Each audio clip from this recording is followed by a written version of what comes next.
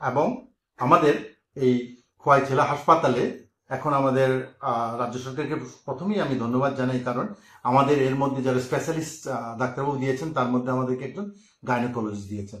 আমার আগে ছিল একজন ডক্টর অর্ঘমাল্য দেববর্মা, আর এখন হচ্ছে ডক্টর দেবজ্যোতি দাস। ওনারা দুজন জয়েন করাতেই আমরা এখন একটা অপারেশন, যেগুলি জটিল অপারেশন হয়, যেগুলি হিস্টেক্টমি, টোটাল হিস্টেক্টমি, সালফিঙ্গোফরেক্টমি বলে, তারপর আপনাদের লাইক ভেজানাল হিস্টেক্টমি, এগুলি অনেকগুলো আমাদের গাইনোকোলজিস্ট উনি বলবেন। তারপর আমাদের এখানে সেই অপারেশনটা আমরা সংযোজন করতে পেরেছি। আগে আমাদের একজন গাইনোকোলজিস্ট ছিল, তাই আমরা শুধু সিজারিয়ান সেকশন করতাম, ইমার্জেন্সি সিজারিয়ান সেকশন করতাম, এবং আমরা নর্মাল সিজারিয়ান সেকশন করা হতো। এখন আমরা ডিএম স্যার, আমাদের বর্তমান সরকার এবং আমাদের স্বাস্থ্য দপ্তরের মন্ত্রী মহোদয় এবং যারা আমাদেরকে সাহায্য করাতেই আমরা আজকে আমাদের স্বাস্থ্য দপ্তরের আধিকারিক ওরা আমাদেরকে গাইনোকোলজি দেওয়াতেই আমরা আজকে এখানে সফল অপারেশন করতে পেরেছি। এবং অপারেশন সম্পর্কে আমার পাশে আছেন গাইনোকোলজিস্ট, উনি করেছেন এবং উনি বিস্তারিত বলবেন। আমার এখানে আছে অ্যানেস্থেসিওলজি।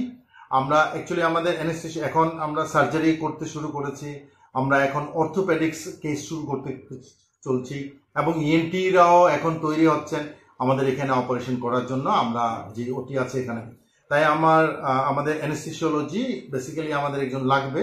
আমাদের বর্তমানে একজন ডক্টর বিশ্বজিৎ দেববর্মা আছেন, উনি দিচ্ছেন। ওনাকে অসংখ্য ধন্যবাদ জানাই, কারণ উনি একাই সবগুলি সার্জারি দিচ্ছেন এবং অর্থোপেডিক্সের জন্য দিচ্ছেন। অসংখ্য ধন্যবাদ। আর এখন আমার গাইনোকোলজিস্ট বলবেন যে অ্যাকচুয়ালি এই কেসটা সম্পর্কে বলবেন, যে কি অপারেশন করেছেন আর কি।